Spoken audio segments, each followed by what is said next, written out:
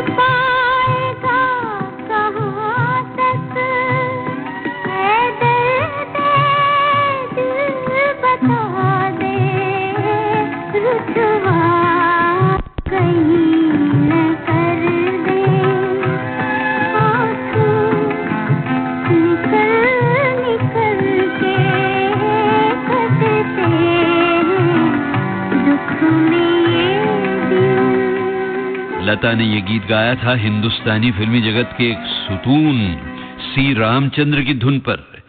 एक से एक अच्छी, अनमोल और बेमिसाल तर्जें दी थी अन्ना साहब सी रामचंद्र ने लता को गाने के लिए। मगर उसके बाद शायद दोनों में कुछ हुआ। भाई, क्या हुआ ये मुझे नहीं मालूम, मगर कुछ तो जरूर हुआ होगा, क्योंकि न तो लता जी ने मुझे कुछ ज्यादा बताया है सी रामचंद्र के बारे में, और न ही सी रामचंद्र ने लता का कोई खास जिक्र किया था जब कई वर्षों पहले वो मेरे स्टूडियो में आए थे। तो खैर, चलिए इस झगड़े को परे रखकर हम चल पड़ते हैं आगे। दिल की दुनिया बसा के सावरिया, दिल की दुनिया बसा के सावरिया, तुम न जाने कहाँ खो गए, साथ रहना था सारी उमरिया, दूर नजरों से क्यों हो गए, हो गए।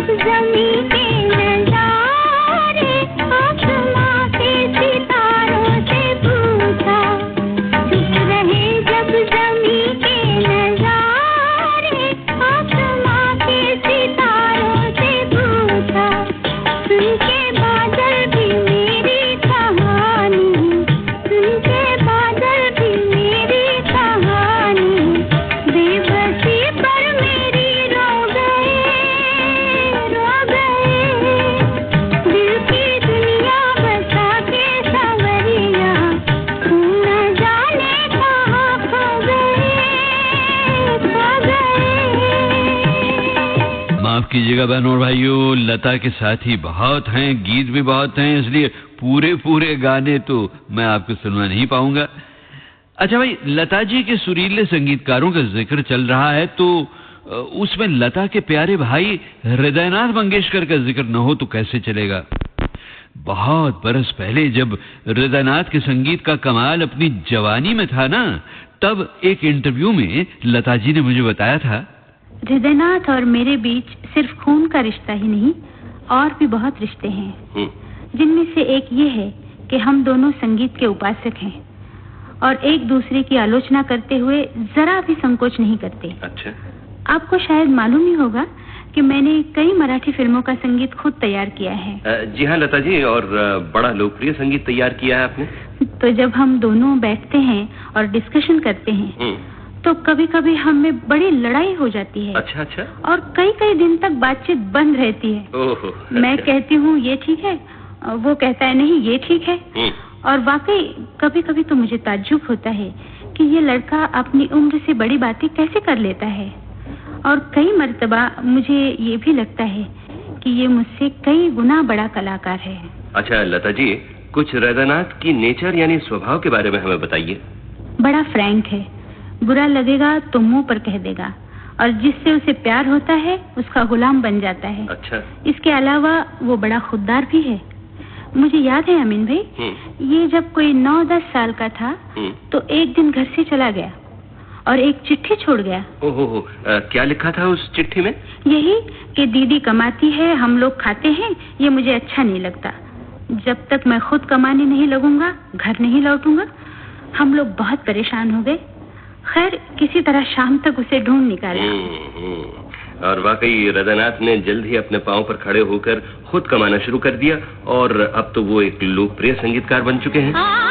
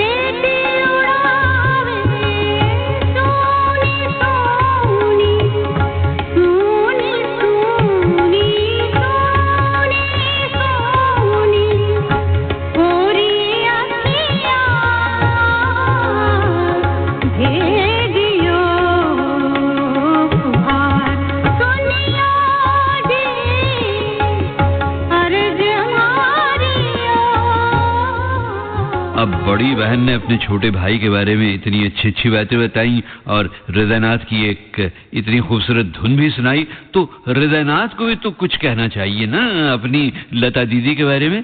तो लीजिए उनको भी सुनिए। दीदी के लिए जो मैं बात करूंगा वो एक भाई के नाते नहीं बल्कि एक संगीतकार के नाते बात करूंगा। कई लोग मुझे पूछते हैं कि दीदी की जो आवाज़ की व्यापकता है, जो ऊंचाई है, जो गहराई है, उसके लिए आप कुछ कहिए। तो मैं उनको हमेशा ये कहता हूँ कि हिंदुस्तानी संगीत पद्धति में 4 सप्तक हम लोग मानते हैं, तो इन 4 सप्तकों में दीदी की आवाज़ बहुत आसानी से घूमती है। और ये जो बात है, ये बात रियाज से या बहुत कड़ी मेहनत से पैदा नहीं होती, ये ईश्वर की देन होती है जो उसको दोनों हाथों से ईश्वर ने दी है। रैदानाथ मंगेशकर के संगीत में लता ने कई चीजें गाई हैं और बड़ी जोरदार चीजें गाई हैं, न सिर्फ हिंदी में बल्कि और भाषाओं में भी। और बहनों भाइयों, यहाँ मैं बजाना चाहूंगा रैदानाथ की धुन पर लता का गाया हुआ एक मराठी कोली गीत, यानी कि मछेरों का गीत। देखिए, इस गीत में आप हेमंत कुमार की आवाज भी पाएंगे। जी हाँ, उन्होंने मराठी भाषा में गाया है। और बहनों भाइयों, आप मराठी ना भी जानते हो ना, तब भी आपको लगेगा ये गीत सुनकर कि आप नाव में बैठकर समंदर की लहरों पे झूम रहे हैं।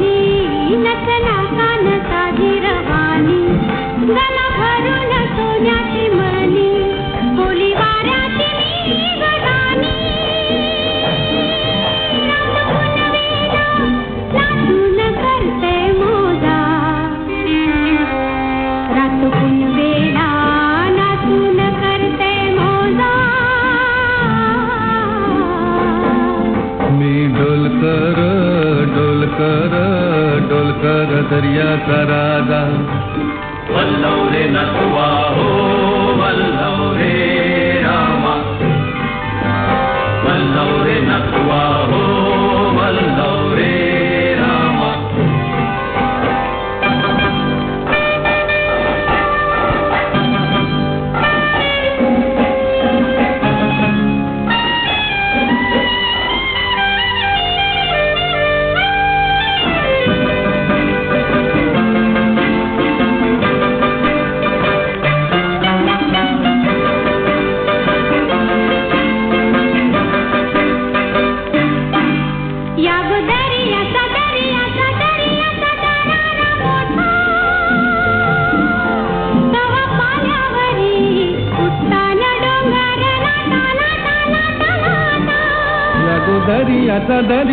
दर्याचा दरारा मोठा गावा पाण्यावरी भूतान डोंगर लाटा लाटा लाटा लाटा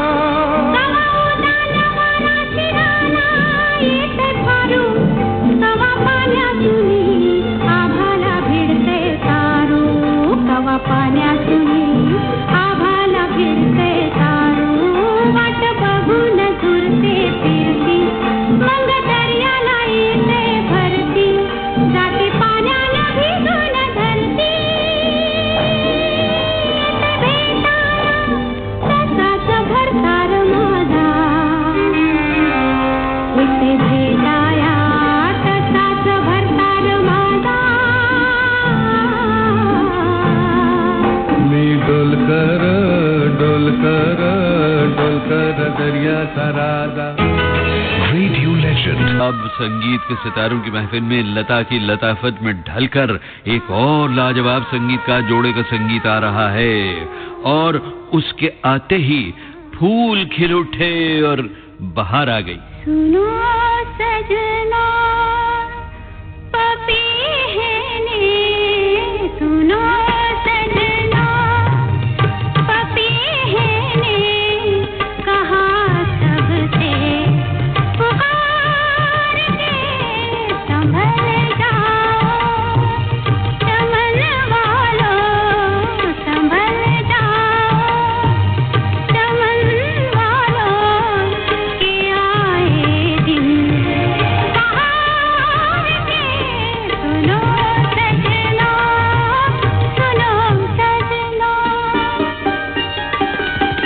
याद रहे लता के गीतों और बातों की ये बहारें आज भी खत्म नहीं होंगी बहनों और भाइयों। 2 और प्रोग्राम भी आने वाले हैं उनके कुछ अरसे के बाद। खैर आज दूसरे प्रोग्राम का मजा लीजिए।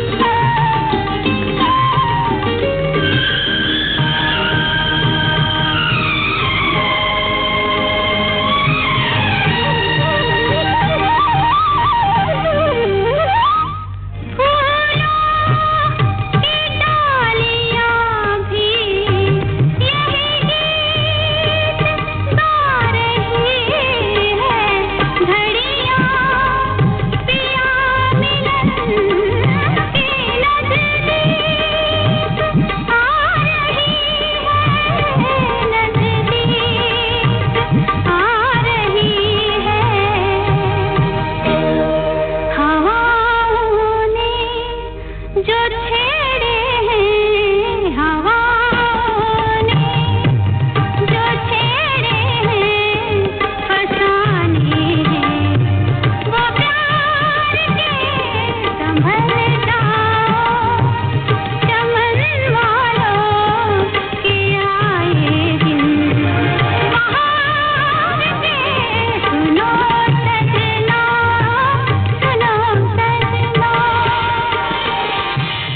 जरा दिल थाम कर बैठ जाइए साहब और सुनिए इस गीत के संगीत जोड़े यानी लक्ष्मी प्यारे के लक्ष्मीकांत की आवाज में लता जी की यादें।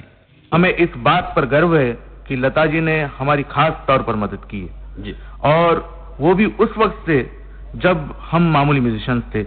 उन्होंने कई म्यूजिक डायरेक्टरों से हमारी सिफारिश की कि ये गुणी लड़के हैं, जरा इनको सुनकर देखिए। बहुत खूब। और फिर जब हम म्यूजिक डायरेक्टर बन गए जी, तब भी उनका सहयोग हमारे साथ वैसा ही रहा।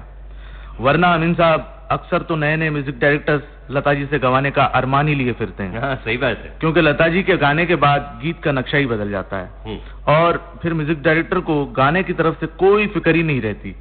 मैं जब छोटा था और ऑर्केस्ट्रा में बजाया करता था, तब अक्सर लता जी के साथ ऑर्केस्ट्रा बजाते हुए मैं ये सपना देखता था कि एक दिन लता जी हमारे लिए भी गाएंगी। अच्छा। एक दिन अपना भी शो होगा, हमें भी इनाम मिलेगा और हम साल का बेहतरीन गाना पेश करेंगे। दिल दिल प्यार व्यार मैं क्या जानू रे, दिल दिल प्यार व्यार मैं क्या जानू रे, जानू तो जानू बस इतना कि मैं तुझे अपना जानू रे, दिल दिल प्यार व्यार मैं क्या जानू रे, दिल दिल प्यार व्यार मैं क्या जानू रे, जानू तो जानू बस इतना कि मैं तुझे अपना जानू रे, दिल दिल प्यार व्यार आया।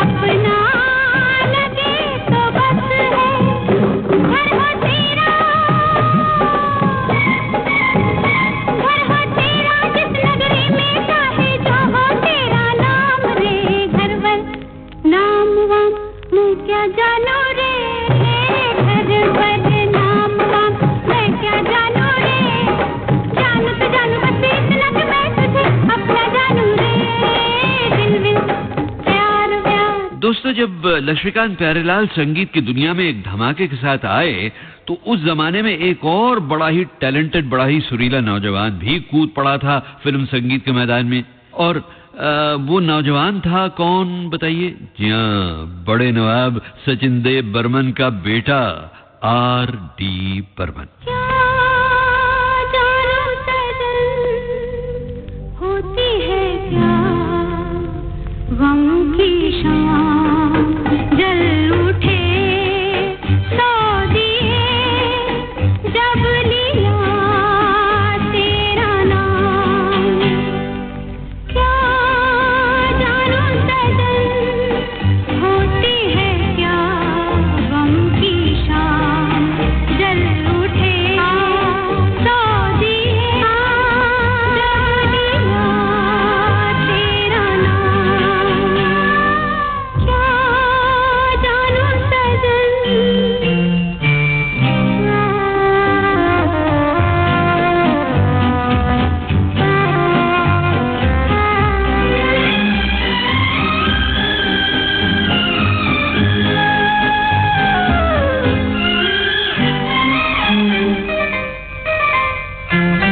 कांटों में मैं खड़ी नैनों के द्वार पे, निज दिन बहार के देखूं सपने, कांटों में मैं खड़ी नैनों के द्वार पे, निज दिन बहार के देखूं सपने, चेहरे की धूल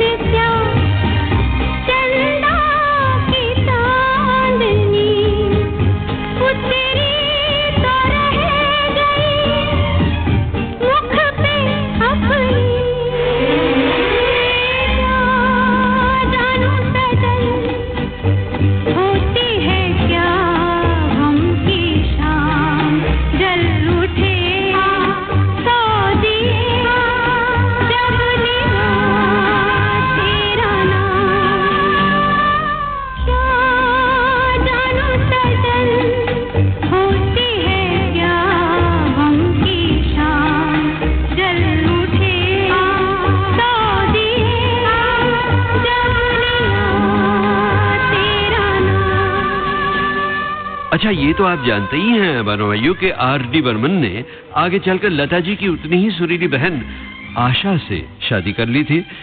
मेरे गीतमाला टीवी प्रोग्राम के लिए मैंने पंचम के म्यूजिक रूम पर पंचम और आशा दोनों को रिकॉर्ड किया था। पंचम ने उस दिन लता जी के बारे में तो कुछ नहीं बताया था, मगर आशा ने अपने और लता जी के संगीत के बारे में एक बड़ी प्यारी बात कही थी। सुनिए।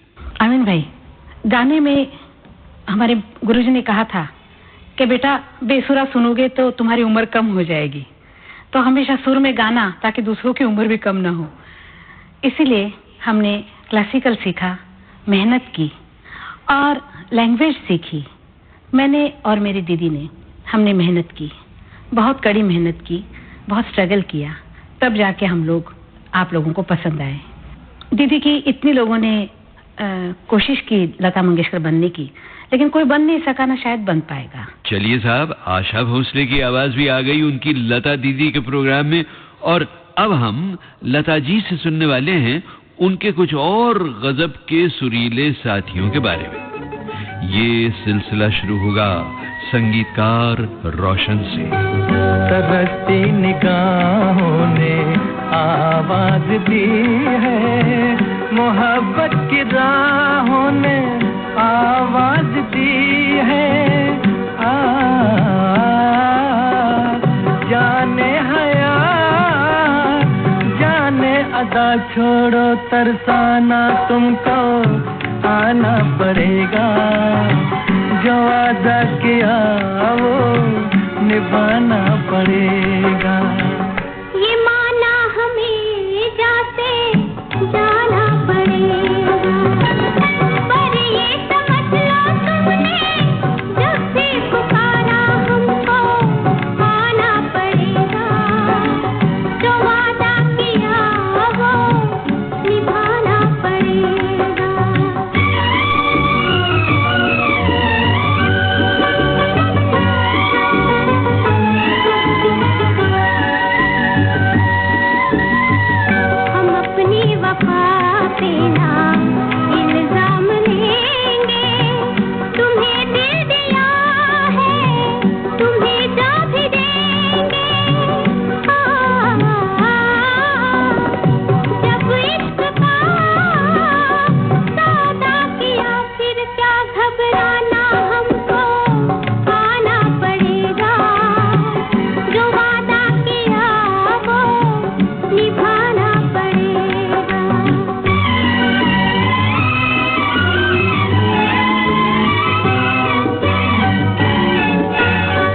चमकते हैं जब तक ये चांद और तारे, न टूटेंगे अब अहदो पैमा हमारे। एक दूसरा जब देखता हो के दीवाना हमको आना पड़ेगा। जो वादा किया वो निभाना पड़ेगा, निभाना पड़ेगा। बनवाइयों, रोशन साहब की बात अभी मिनट भर में आएगी हमारे प्रोग्राम में। पहले मोहम्मद रफी साहब के बारे में लता जी ने जो बड़ी दिलचस्प बात बताई है वो सुन लीजिए। रफी साहब के साथ काम करना भी एक बड़ा अजीब सा अनुभव था कि वो जब गाते थे तो आपस में हम लोग मजाक तो होता ही था, क्योंकि मैं उनको बहुत छेड़ा करती थी। वैसे भी बहुत शांत आदमी थे, और क्या कहूँ मैं, जैसे भगवान का आदमी था वो। उनमें कोई ऐसे ऐब भी नहीं थे, ना पान खाते थे, ना सुपारी, ना शराब, ना कोई ऐसी गलत आदत नहीं थी उनको। बस थोड़ा खाने का शौक था और गाना। मैंने उनके साथ बहुत सारे डुएट गाए, और कोई उनके मेरे डुएट इतने अच्छे हैं जो आज भी सुनने के बाद अच्छा लगता है। और ना वैसी आवाज आई, ना मुझे लगता और 100 साल में आएगी, इतनी अच्छी आवाज थी उनकी। अच्छा दोस्तों, इससे पहले बात छिड़ी थी म्यूजिक डायरेक्टर रोशन की, और जब रोशन साहब न रहे तो सुनिए अपने शब्दों की कैसी खूबसूरत सलामी दी थी लता जी ने रोशन साहब को मेरे एक प्रोग्राम में। उनमें छुपे हुए महान संगीतकार को उनके करीब के दोस्त तो हमेशा से जानते थे, लेकिन प्रोड्यूसरों ने उन्हें अभी नहीं पहचाना था। बड़े भावुक थे रोशन साहब। छोटी छोटी सी बात उन्हें बुरी लग जाती थी और फिल्मी दुनिया की धंधेबाजियों में उनकी कला हमेशा बौखला कर रह जाती। मुझे याद है वो जमाना जब वो घबराए घबराए से अनिल विश्वास के घर सर पकड़कर बैठे रहते थे कि अब क्या होगा। मगर एक बात जरूर है, परेशानी के उन दिनों में भी उनके संगीत में कभी उलझन न आई। उनकी धुनों में एक संतोष, एक इत्मीनान हुआ करता था। सुरों के भागने दौड़ने के वो कायल नहीं थे। धुन चाहे खुशी की हो चाहे गम की, हर सुर हर आलाप बड़े प्यार से निखारा हुआ होता था। फिल्मों में आने से पहले रोशन साहब रेडियो में न सिर्फ संगीतकार थे बल्कि दिलरुबा भी बजाया करते थे। अच्छा अच्छा। वो शायद उनके दिलरुबा की ही मिठास थी जिसका ठहराव उनके संगीत में हमेशा रहा। रेडियो के जमाने ही में उन्हें ईरा मोहित्रा से प्रेम हो गया था।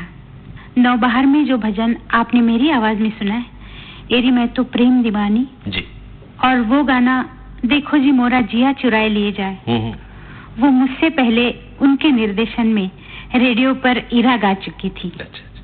शादी के बाद भी बहुत प्यार करते रहे ईरा से और शायद थोड़ा थोड़ा उनसे डरते भी रहे।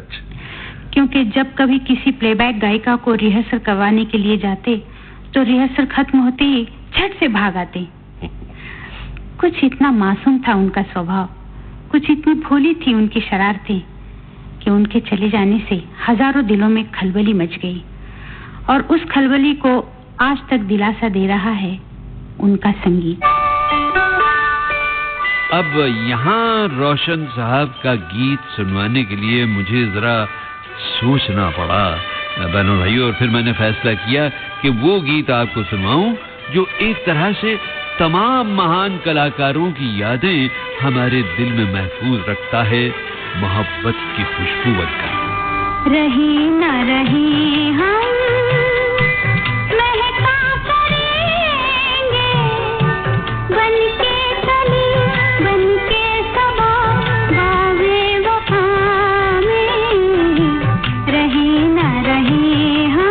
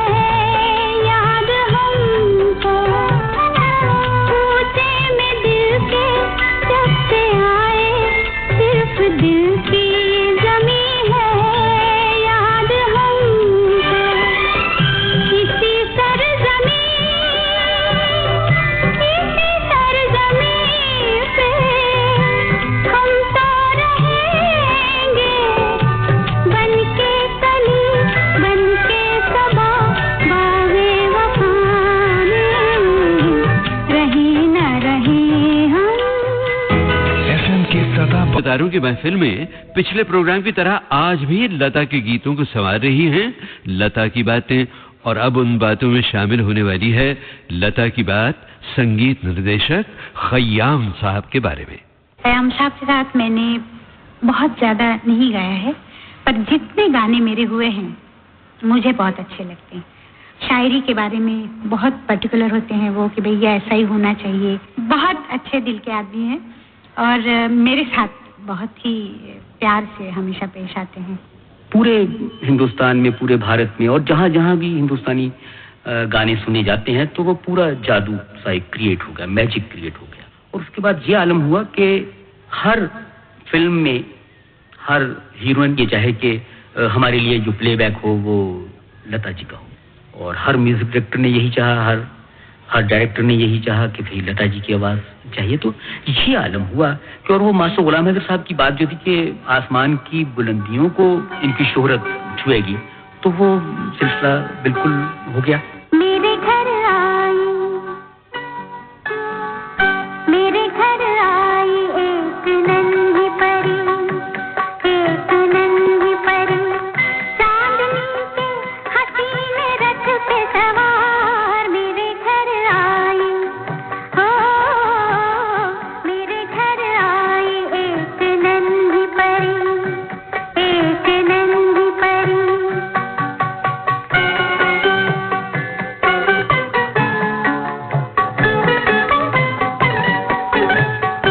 उसकी बातों में शहद जैसी मिठास, उसकी सांसों में इत्र की महकास, होंठ जैसे के भीगे भीगे गुलाब, गाल जैसे के दहके दहके अनार। मेरे घर आई, ओ मेरे घर आई एक नन्ही परी, एक नन्ही परी। बहनों और भाइयों, एक खास संगीत का जोड़ा ऐसा रह जाता है हमारे प्रोग्राम में जिनकी तर्जों में भी लता जी बार बार समाई, बल्कि उस जोड़े के एक संगीतकार से तो सुना है बहुत ही खास लगाव था लता जी को। मगर उसकी बात आज के प्रोग्राम में जरा आगे चलकर आएगी, इंतजार कीजिए। अच्छा साहब, देखिए, अब तक आपने आज लता जी के जो भी गीत सुने वो फिल्मी गीत थे, तो मैंने सोचा क्यों ना एक गैर फिल्मी गीत भी हो जाए हमारी महफिल में। इस गीत को आपने एक बार पहले भी सुना था संगीत के सितारों की महफिल में, जब हमने आपको बड़े ही ज्ञानी गीतकार और कवि पंडित नरेंद्र शर्मा का इंटरव्यू सुनवाया था। मगर पंडित नरेंद्र शर्मा जी का लिखा हुआ वो लाजवाब गीत सुनने से पहले बहनों और भाइयों, जरा सुनिए एक चीज जो नरेंद्र जी के प्रोग्राम में आपने नहीं सुनी थी, यानी नरेंद्र जी के बारे में वो बात जो लता ने कही। पंडित नरेंद्र शर्मा जी को मैं 46 से जानती हूँ। मैं उनके सामने बैठ के हमेशा उनके हिंदी मतलब जो शायरी थी वो सुना करती थी। बाद में मेरा अक्सर पंडित जी से मिलना होने लगा। मैं उनको पापा करके बुलाती थी और वो मुझे बेटी कहते थे, और हमेशा ये कहा करते थे कि हमारी बेटी को आज क्या परेशानी है, कोई भी परेशानी हो उनसे पूछो, उनकी 2 बातें सुनो तो हर चीज ठीक हो जाती थी। ज्योति कलश छलके, ज्योति कलश छलके, ज्योति कलश छलके, ज्योति कलश छलके। वे गुलाबी लाल सुनहरे रंग दल बादल के, ज्योति कलश छलके।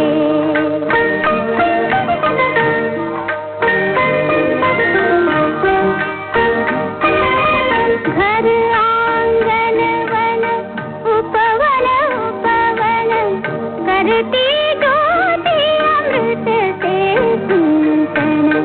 मंगल घट ढल के, मंगल घट ढल के, ज्योति कलश छलके। मगर ज्योति कलश छलके तो फिल्मी गीत था, सुधीर फड़के की धुन से संवारा हुआ बड़ा खूबसूरत गीत। मैं आपको यहाँ पंडित नरेंद्र शर्मा का ही लिखा हुआ वो निराला अमर गैर फिल्मी गीत भी सुनवाना चाहता हूँ जिसकी धुन बनाई थी जयदेव ने। जो कमल में हो गए अमर,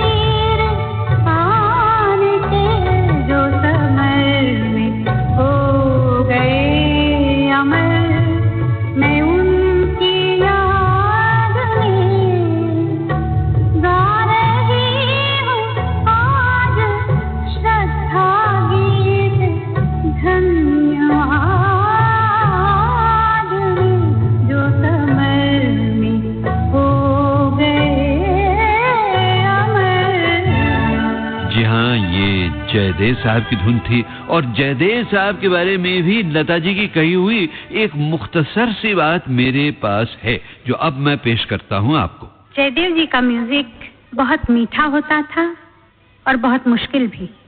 सुनने वालों के लिए बहुत मीठा, गाने वालों के लिए बहुत मुश्किल। तेरे बचपन को जवानी की दुआ देती हूँ और दुआ दे के परेशान सी हो जाती हूँ।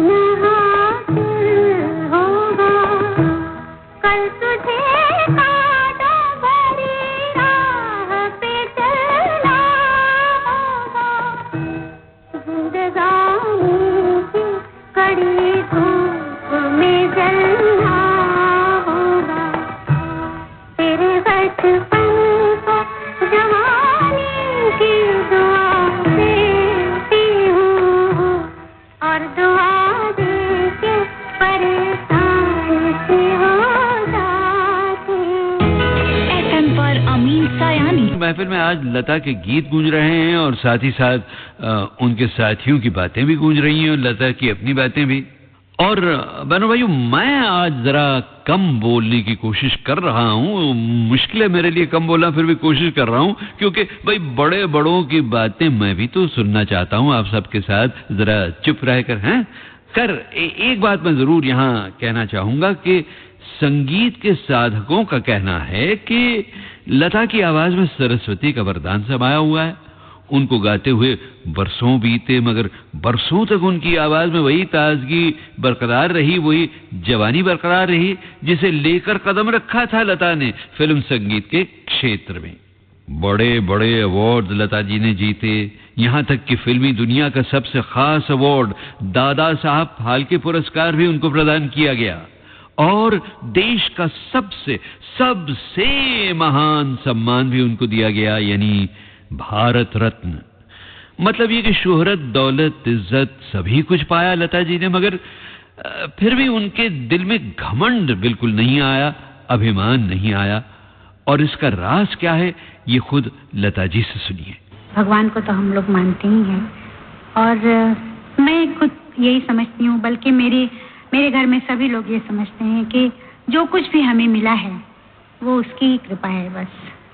चाहे आप उसको कुछ भी कहिए, अल्लाह कहिए या ईश्वर कहिए या यीशु ख्रिस्त कहिए, कुछ भी कहिए, मैं हमेशा उसके शरण जाती हूँ कि भाई तुम्हारी कृपा है इसलिए ये सब हो रहा है। और हम लोग भूलते नहीं हैं, दिन रात, मतलब सुबह भी मैं प्रार्थना करती हूँ, रात को भी सोने से पहले प्रार्थना करके ही सोती हूँ। अल्लाह तेरो नाम, ईश्वर तेरो नाम, अल्लाह तेरो नाम, ईश्वर तेरो नाम, सबको सन्मति दे भगवान, सबको सन्मति दे भगवान, अल्लाह तेरो नाम। अच्छा भाई, अब मैं आपको सुनवाता हूँ मेरे एक प्रोग्राम में दी हुई लता जी की एक और श्रद्धांजलि, एक ऐसे संगीतकार के लिए जो अपनी जिंदगी की सबसे बड़ी कामयाबी देखने के लिए जिंदा न रह सके। और वो संगीतकार थे गुलाम मोहम्मद। बड़े शरीफ, बड़े भोले, बड़े ही नेक थे गुलाम मोहम्मद साहब। उनसे पहली मुलाकात तब हुई जब मैं 1948 में नौशाद साहब के लिए एक गाना रिकॉर्ड करने कारदार स्टूडियो गई हुई थी। फिल्म थी चांदनी रात। गुलाम मोहम्मद उन दिनों नौशाद साहब के असिस्टेंट हुआ करते थे। गाना काफी अच्छा रहा और टेक के बाद गुलाम मोहम्मद साहब मेरे पास आए और बोले, बेटी मेरा गाना भी जरूर गाना। और कई गाने गाए मैंने उनके लिए। फिल्म शायर का वो गाना याद है आपको? कौन सा लता जी? ये दुनिया है यहाँ दिल का लगाना किसको आता है। बहुत ही खूबसूरत गीत था वो। और नाज़नीन का वो गाना, किस्मत बनाने वाले जरा सामने तो आ। जी। और लैला मजनू में वो एक डुएट भी तो था तलत भैया के साथ। कौन सा? आसमां वाले तेरी दुनिया से जी घबरा गया, आसमां वाले तेरी दुनिया से जी घबरा गया। और फिर पाकीज़ा? 1956 में रिकॉर्ड हुए थे पाकीज़ा के गाने और कई गाने रिकॉर्ड हुए थे। कुछ तो फिल्म में रखे भी नहीं गए। फिल्म के माहौल के अनुसार गुलाम मोहम्मद साहब ने तर्जें बनाई थी। ऐसा संगीत जो आज से 100 साल पहले के नवाबी ठाट बाट से ताल्लुक रखता था। मगर जिस तरह हमारे देश में नवाबी ठाट बाट का सूरज ढल गया, उसी तरह किस्मत ने गुलाम मोहम्मद साहब से भी मुंह फेर लिया। अगर दामन थामा तो गरीबी ने। एक मकान था वो भी बिक गया। न नौशाद साहब के साथ काम रहा, न कहीं और काम मिला। मगर पाकीज़ा? अगर पाकीज़ा के बनने में इतनी देर न लगती तो शायद उसकी रिलीज का फायदा गुलाम मोहम्मद साहब को बेहद मिलता। ये तो मैं आपको बता ही चुकी हूँ कि पाकीज़ा के गाने लगभग 56 में रिकॉर्ड हुए थे। फिल्म रिलीज हुई उसके 16 साल बाद, यानी 1972 में। मगर फिल्म की रिलीज के कोई 5 साल पहले गुलाम मोहम्मद साहब का देहांत हो गया। पाकीज़ा की न वो शोहरत बटोर पाए न दौलत। चलते चलते चलते चलते यूं ही कोई मिल गया था, यूं ही कोई मिल गया था। चले राह चलते चलते, चले राह चलते चलते वही थम के रह गई है, वही थम के रह गई है।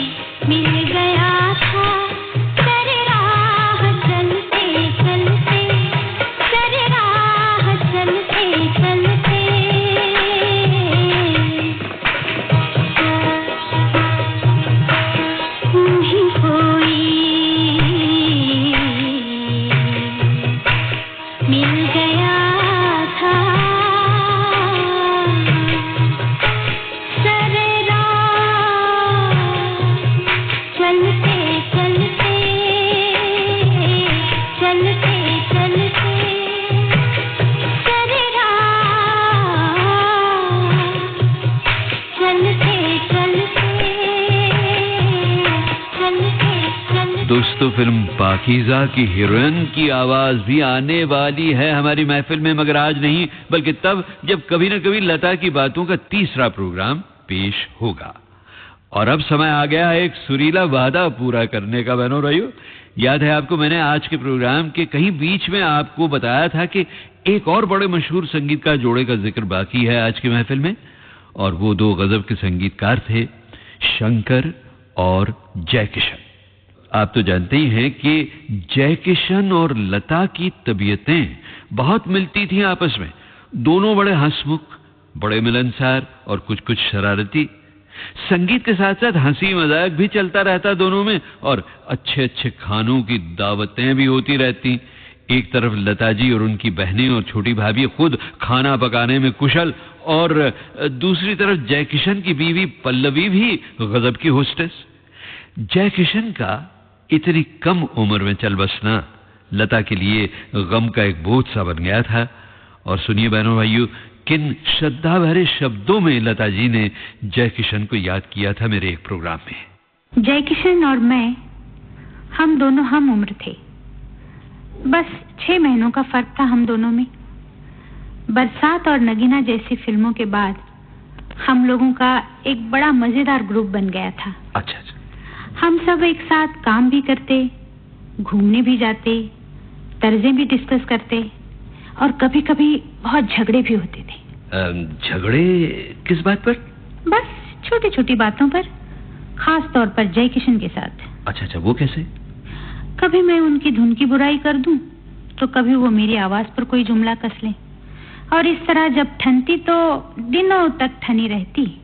मुझे याद है एक बार मैंने झुंझला कर उनसे कह दिया, जाओ अब मैं तुम्हारे लिए नहीं गाती, किसी और से गवा लो। ये कहकर मैं चल दी अपने घर। घर पहुंचकर मैं भी पछताई और वो भी पछताए, लेकिन दोनों ही अड़े रहे। फिर शैलेंद्र और शंकर भाई उन्हें पकड़कर मेरे घर ले आए, और बस फिर दोस्ती जैसी की वैसी। 100 से ज्यादा फिल्मों में म्यूजिक दिया उन्होंने शंकर जी के साथ, और हर फिल्म में कोई न कोई नई चीज जरूर दी।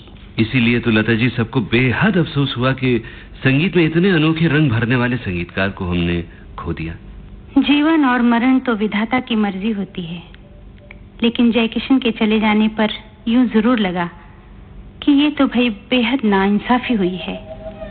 बड़ी कम उम्र में उनके जिगर ने उन्हें धोखा दे दिया, और अपने दोस्तों, अपने साथियों, अपनी माँ, अपनी पत्नी, अपने परिवार, सबकी कोशिशों और दुआओं के बावजूद जयकिशन हम सबको छोड़कर चले गए।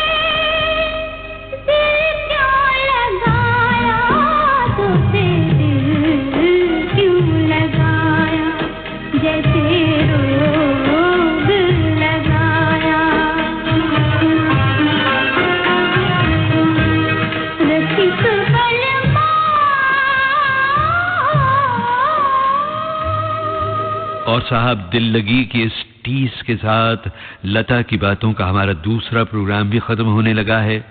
अब संगीत के सितारों की महफिल के अगले प्रोग्राम तक हम भी आपको नमस्कार करते हैं और कहना चाहते हैं कि अच्छा तो हम चलते हैं।